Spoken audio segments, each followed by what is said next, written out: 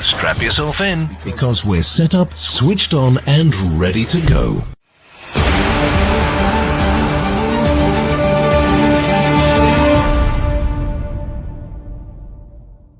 You are watching Leicester Till I Die TV.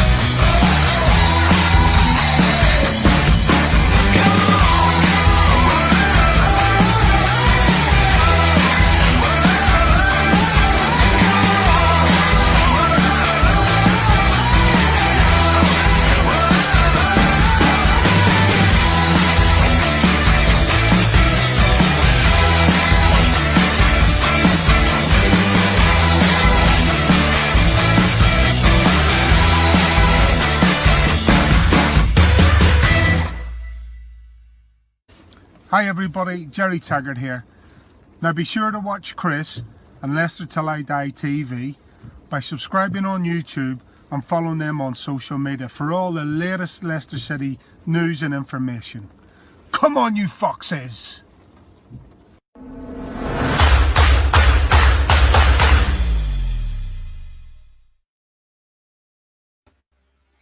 Hello fellow Fox fans, how the devil are we?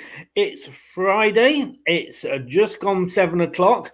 All that can mean one thing is the fact that it is the Opposition View show, and we have got Southampton at the weekend at home at the KP. We're looking at Southampton, and we're back to league action after the 4-0 win over Stoke in the FA Cup. Welcome along. This is Leicester Till I Die, and I hope you're all well. And this is what you watch. You are watching Leicester Till I Die TV with Chris and Chums. YouTube, Facebook, Twitter, Instagram, and Pinterest. All you need for everything Leicester City FC. It's Leicester Till I Die TV. Leicester Till I Die. Now available on Spotify.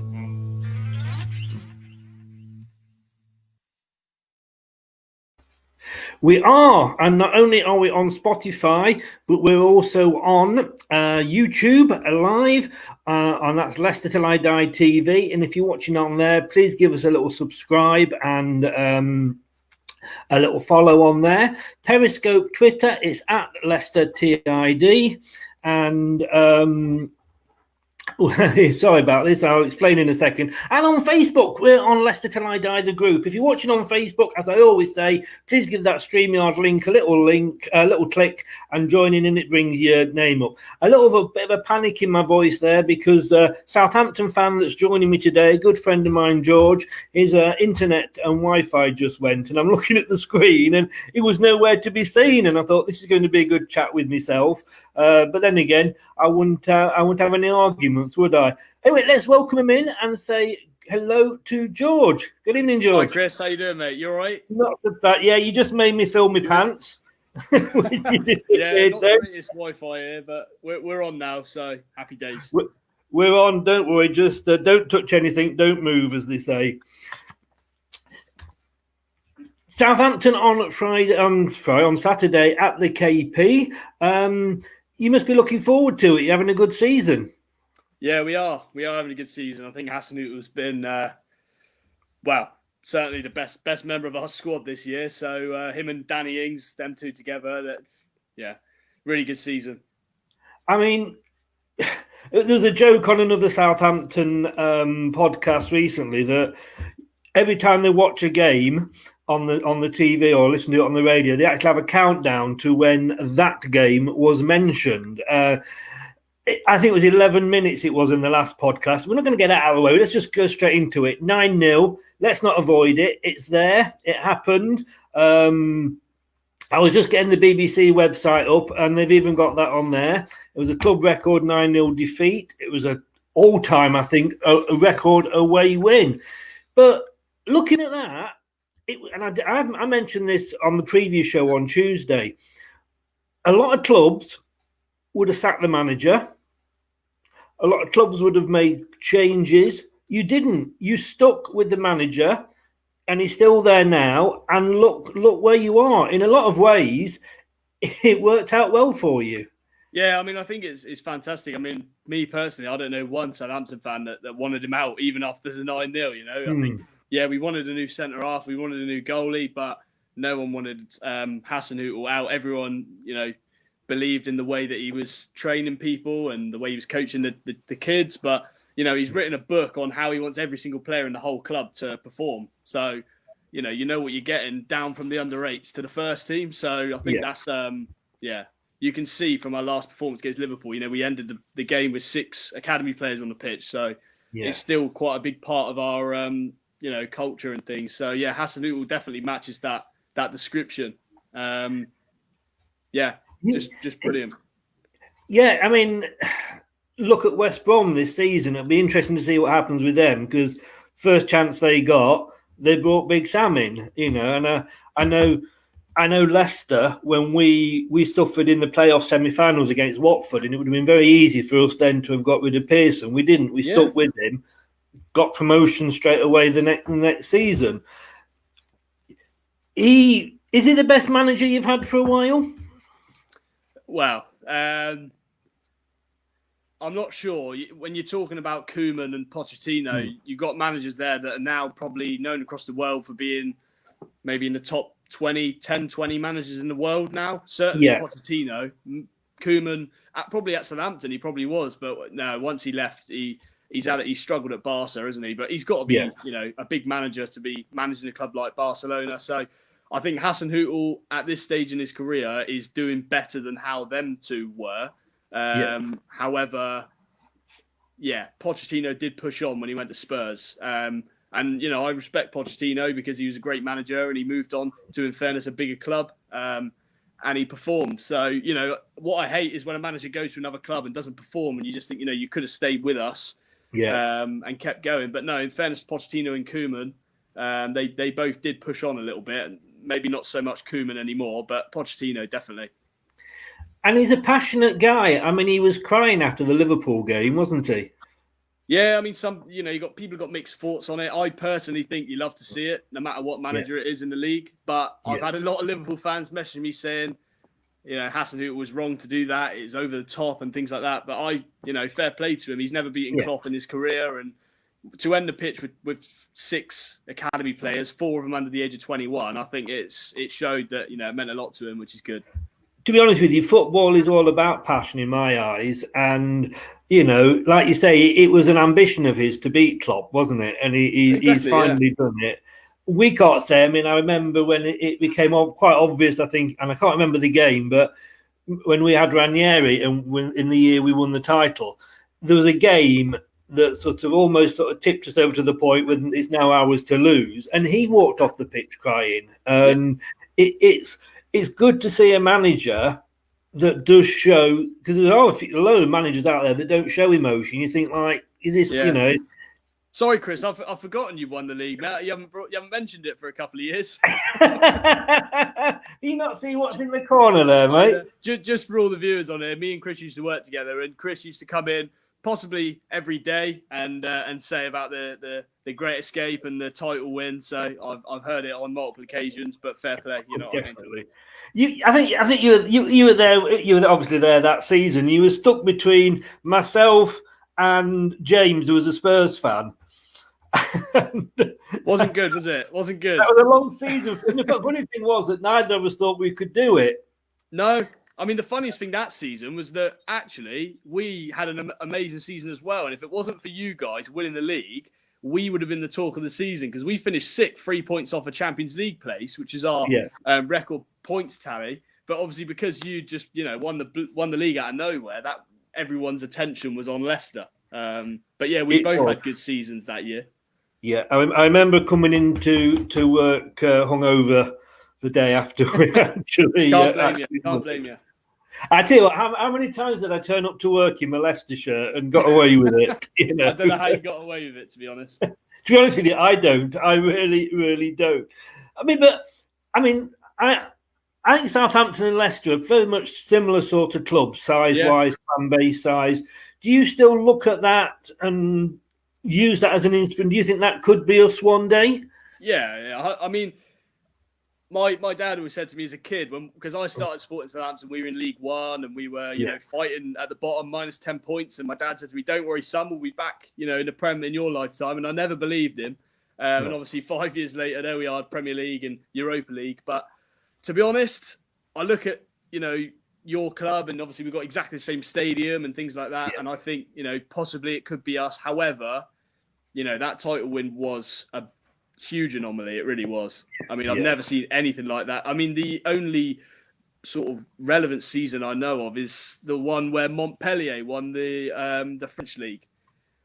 Just out of the blue, no one expected it, and I think Giroud must have scored about 25 goals that year, and they won the league. So, and that's in a farmers' league, in my opinion. So, for you guys to win the Premier League was just, it's amazing. Well, just a quick couple of mentions here. Stephen Collins, good evening, Stephen. Thanks for joining us. Rudy Ahern, we'll have too much for Southampton tomorrow, 2-0. We'll come on to predictions at the end. And Brett Ahern, hello to Brett, and hello to your good lady wife as well, if she's watching, she usually is. No Ings, and we're going to come on to that in a second. Better margin than the 2-0 I originally predicted. You haven't got Ings. He looks like he's out. Yeah, he's a big doubt, isn't he? So yeah. Probably rest him up, because I think we've got quite a few games coming up. So I'm happy to if he's not fit because of COVID, I'm happy to give him a rest. And to us, I mean, that must be. I mean, I look at that, and I had Ings down obviously as the main threat. He's on fire. The guy is on fire, and probably deserves England chance, etc. From our point of view, if he doesn't start, must be pretty much like you looking at it and Vardy not starting. You're going to think like, yeah, great. Who's going to be your threat up front if Ings doesn't play? Well, in my opinion, I think we've proven that we can cope without Ings. Funnily enough, when Ings got injured, Adams and Walcott stepped up massively. So I'm hoping that they'll do it again. However, with Redmond out as well, we may have to play one of the youngsters, which I don't mind, to be honest. Yeah. But Ings out is obviously a massive hit. But if he's not fit, then you can't be risking him. You know what I mean? You can't risk him. He's too good, and especially with his record with injuries as well. There's no point risking him. Brett's saying here apparently he has tested positive and he's definitely out. And at the end of the day, health is more important than anything. The only thing I say to that is he tested positive, I think 9-10 days ago. So he would be able to play Saturday, but he hasn't trained all week because of COVID. So you can't. He'd be available Saturday to go out and do whatever he wants, but he won't be playing. And unless he's on the bench for when come on for 10 minutes, you don't know. But like you say, when you've not played for 10 days or trained, it's going to be it's hard to come back and just play, isn't it? Really, you sound like us at the start of the season, because at one point we have the same position as you, and we've had to bring players through because we had an injury list as long as your arm, and I think it's shown more than anything, along with Chelsea last season, when you've got to play the youngsters, that they're actually, if you've got a good like Southampton and Leicester and some of these clubs, the youngsters can do a good job for you. Yeah, they can, especially when you've got a known academy across Europe. You'd be thinking that hopefully someone will be able to step up to the plate and perform. But yeah, to be honest, we haven't got that many coming through at the moment, I don't think. But I don't know the full academy, so I'm not 100% sure. No, I mean we've got we're in the same problem that with us. If Jamie Vardy's injured, we haven't got anybody that can come in and really sort of score goals in his place. Because Inacho, to be quite honest with you, is as much use as a fart in a paper bag at the moment. No, Harvey Barnes. You know what I mean? I said that when he left City. He's not a proven Premier League goal scorer, is he? And I'll score 10 in that City team. You know what I mean? You'll score 10 in that City exactly. team. The funny thing was, I was watching Sky Sports. I was up at like 2 a.m, and there's always like Sky Sports. There's always football on, and it's one of those like best ever Premier League goals. And he was featured, but it was from like inside the 6-yard box, which I think most of his goals are scored from. Yeah, he scored a couple of good ones against us though, didn't he, that season? I think you lost 4. I can't remember the score, but yeah, he scored a couple against us. But it's not regular enough. Do you know what I mean? But you got Harvey Barnes to worry about. Yeah, he's dangerous. He's doing well for us. He's come through really well. I'm just having a look here. It's saying here, and excuse my pronunciation here because I'm rubbish with some of these names, but Oriol Romeo, Yannick Vestergaard, Mohamed Salisu, Nathan Redmond, Musa Genpo, is it? BBC is saying they're all doubtful. Yeah, so Vestergaard is the biggest miss, obviously, apart from Ings. I've got to point out. Vestergaard, for me, has been our player of the season, him and Ings. So I think, and he's a giant, you know what I mean? However, I do think for this game against Leicester that Stevens is going to be a better player to play at centre-back purely because of pace. You know, I think Vardy would absolutely tear Vestergaard a new one. On the ball, he's probably one of the best centre-backs outside the top six, I'll say, Vestergaard. Yeah. But yeah, he's not very quick. So I think that may, help us that Stevens is quicker. Yeah.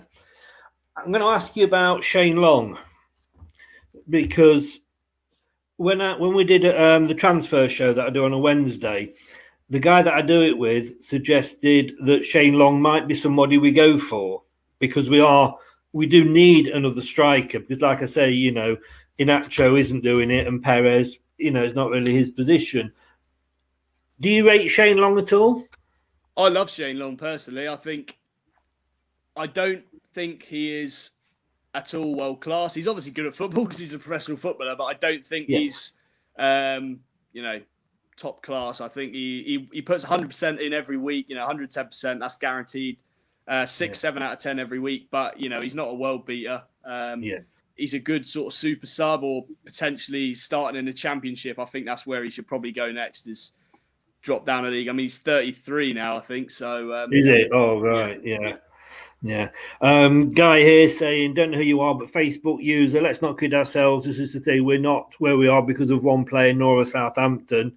It's still going to be a tough game, but I think we take the lead 3-1 to us. You're away from home. We're at home. Our home form has been dreadful. Yeah, we've won 4 out of the 8 games. We've lost more so far this season than the whole of the 2019-20 season, all season. Your away form has been absolutely amazing. You could set a top. It says that you could set a top flight record of 7 consecutive away fixtures unbeaten if you beat us tomorrow. Yeah, you must be going in quite confident. As much as I am confident, I'm also a bit wary of what your threat. However, I think apart from the 9-0, we do actually have quite a good track record against you. So yeah, I mean, obviously, was it 3-0 you lost to West Ham earlier on in the season at home? And don't mention Fulham. Fulham, of course. And obviously, at the moment, I think away from home, we're one of the most dangerous sides. So, and I think it's just because of the way we play, it's counter-attacking, things like that. So, you've got a better track record. But I'd say probably in the last 5 years, since we've come back to the Premier League and you have, I think we've probably just edged it over the last few years. To be honest with you, I think in the Premier League, we've played 28, 9 draws, 8 wins to you, 11 to us. It's pretty close, like you say, and we haven't got, like you say, of recent seasons, take the 9-0 out, and it's not been, you're almost one of our bogey teams. Yeah, I think so. But then, people will always remember the 9-0, so you can't, Yeah, it could come back to be an albatross around our neck, of course, but it was last season, so You did. You. In fairness, you won the return leg, which was obviously at the KP, and I think that was always on the cards. I think you had a point to prove. We talked just before we came live, and Hudson Howell didn't have to do a team talk. That he just had to put the score on the board, didn't he? No, it's one of the only games where you won't need a team talk, in my opinion. He probably, I think, apparently he showed them highlights of the game twice over before we played you. So I'd imagine that got them fired up enough. Well, I think so. I think as professional footballers, there's pride in there as well, isn't there? So Yeah. you've won three and drawn three. You only lost one of your past 7 league games. And that was a 1-0 at home to Man City. So Well, we're doing all right. Yeah. I wouldn't like to say we beat Man City 5-2, but hey, I won't mention that. Problem is, and this might be the fact with, like you say, with Danny Ings being injured of recent, you scored just one goal in your past 4 games. So scoring, you're not free flowing at the moment, are you? No, not at all. But what I will say is that I think in the last 4 games we've let in 1 goal and kept 3 clean sheets. So yeah, last 3 games we've not let one in.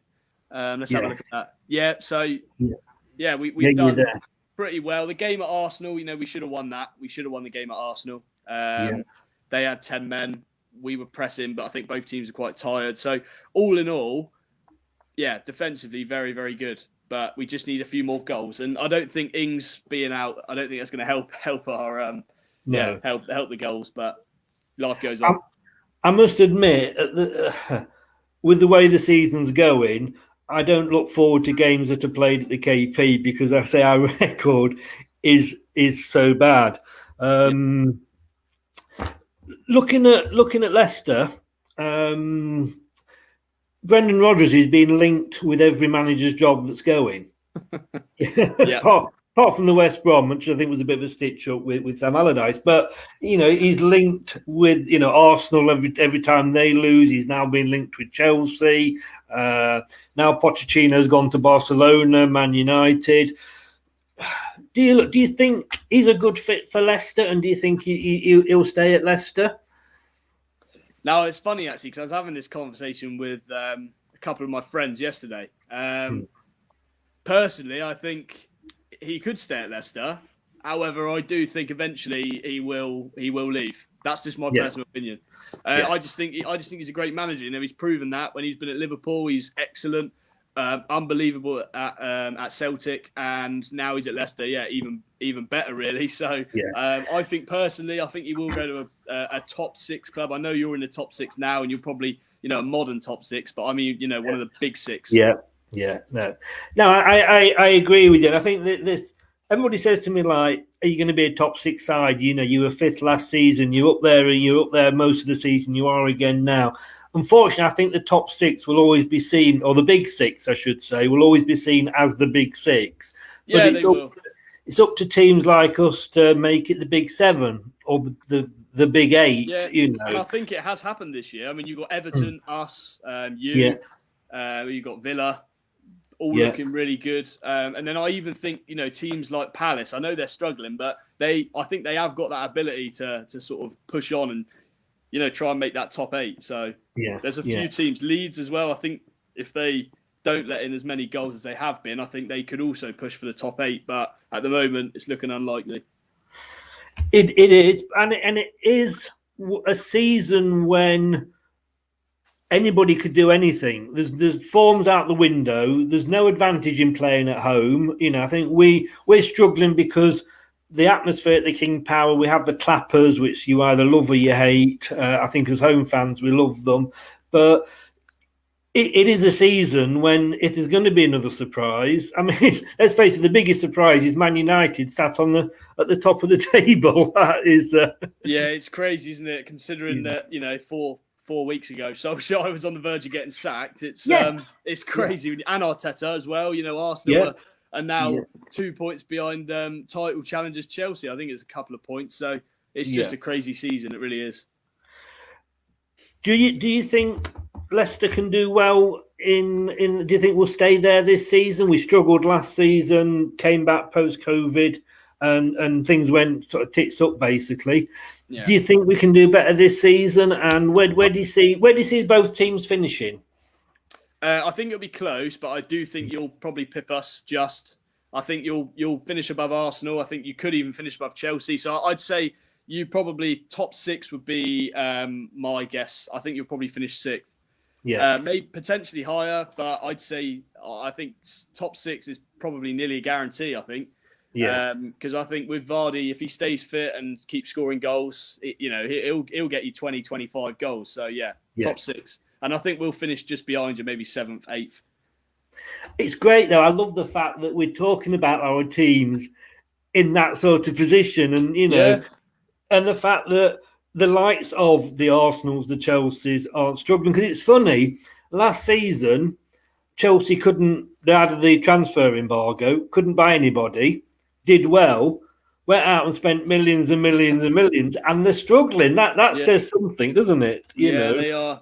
But I think, obviously they've got Lamps. He's still young, and he's proven at Derby that he's a decent manager. But I think they do trust him more than another manager, like Sarri, for example. I think Lampard's he's part of the hierarchy almost, isn't he? So yes, mate, I've got to ask you this, and we're coming towards the end now. But your mascot, it's a dog. I mean, that isn't your mascot. That's just. It's actually a bear. Is it? It's a bear. Oh. Yeah, a couple of bears. You've got Sammy Saint and Super Saint. So yeah, a couple of bears. Yeah. Is there a reason for the bears? I mean, we have a fox because of the fox hunting tradition. Yeah. It sounds bad. I don't actually know. I think it's on our badge. Badge. To be honest with you, you're about the third Saints fan, in fairness, not just yourself, that doesn't know why. It's. But hey, no. at least we're not going to boiler like West Brom. Yeah, no, very true. I mean, it's like one of those things. I don't even know where. Well, I do now, but I didn't know where Saints Pompey originated from. Why there was such a rivalry. Obviously, it's because of the ports back in the 19th century. So, not many Saints fans know that. They just hate Pompey for being local. There's a lot of football things run deep and go on for years and years. That you just if you knew, you just grow up hating the club, don't you? You do, yeah, you do. Well, looking at score predictions, we do a thing on LeicesterTillIDie.com, which is the website with ex-players, and they've actually gone quite fair to you. Steve Walsh has gone 2-0 to us. Steve Lynix has gone 1-1. Ian Marshall has gone 2-2. And I must admit, I think it'd be a high-scoring game. I've gone 3-2. Okay. To us, obviously. All right, yeah. Yeah, somebody said one day, is that to us? I went, no, that is definitely to us. So 3-2. Sit your neck on the line, mate. What are you going for? Away from home, good form. I think it'll be I actually think it'll be a low-scoring game. Right. I think it'll be one goal either way, but I've got to back my own team here, and I give it a bit of competition. So we'll say 1-0 Saints. 1-0 Saints. Well, I'm not confident with that, but we'll say 1-0 Saints. As I always say, that people that say it doesn't matter as long as it's a good game and it's all about the football, bollocks. We all want to win. Yeah, of course we do, yeah. Actually, see, somebody's agreeing with me here. Somebody's got good taste there. 3-2 all day. We'll see after the game. And no doubt you will come back on and remind me if you beat us. But hey, I'll George, see you next time. Yeah, thanks very much for joining us, mate. No worries. It's been great having you on. I'd say good luck for tomorrow, but I won't mean it. No, don't worry. But good luck for the rest of the season. You too. I'll meet you soon. You stay safe, mate. See you later. Have a good Thanks a lot. Bye-bye. So thanks to George there. As I say, I did work with the guy, and he did actually live with me through, or work with me, but be there for the whole of the title-winning season. And I think a lot of my fellow colleagues that year were glad when the season was over. I'm doing okay. I don't know who you are, sir, because you're just coming up as Facebook user, but I'm doing well, and I hope you are as well. So 8:15 it is, 8:15 on Saturday night. We've got to get used to all these different times on all these different channels on all these different days. It's on BT Sport. Let me just try and get it up here for you. On BT Sport, 8 p.m, 8:15, King Power Stadium on tomorrow night. Big Saturday night. Let's hope we do get the win, and let's hope we are going to come back with 3 points and keep keep the winning runs going and keeping us up there at the top of the league. And let's hope, I know it's on BT, but let's hope Sky, BT and everybody else realise that there are 9 other games in the Premier League, not just Liverpool, Man United. Hey, I don't know about you. I live in hope. I live in hope. Thanks so much for watching. If you want to watch this up on catch up, don't forget on YouTube, it's Leicester Till I Die TV. Please give us a subscribe. We need to get those figures up. It's doing really, really well. Appreciate you following us. And if you want to listen to us, if you don't want to look at me, and like I always say, I can't blame you for that at all, you can get us on your favorite podcast platform, including the big ones, Spotify, Apple iTunes, Google and Anchor. And that's Leicester Till I Die. Or you can just ask Alexa to play the podcast Leicester Till I Die. We'll see you on about 7:30 tomorrow for the pre-match show with Josh, and then 40 minutes after the final whistle for the post-match with Brad. And let's hope we're talking about 3 points. If not, I'm sure George is going to let me know, and he won't let me forget it. Take care, guys. Thanks for joining us, and I'll see you tomorrow, like I say, about 7:30 with the pre-match show. Stay safe, guys. All the best. You are watching Leicester Till I Die TV with Chris and Chumps. YouTube, Facebook, Twitter, Instagram and Pinterest. All you need for everything Leicester City FC. It's Leicester Till I Die TV. Leicester Till I Die. Now available on Spotify. Thanks for watching Leicester Till I Die. This is Chris saying goodbye and see you next time.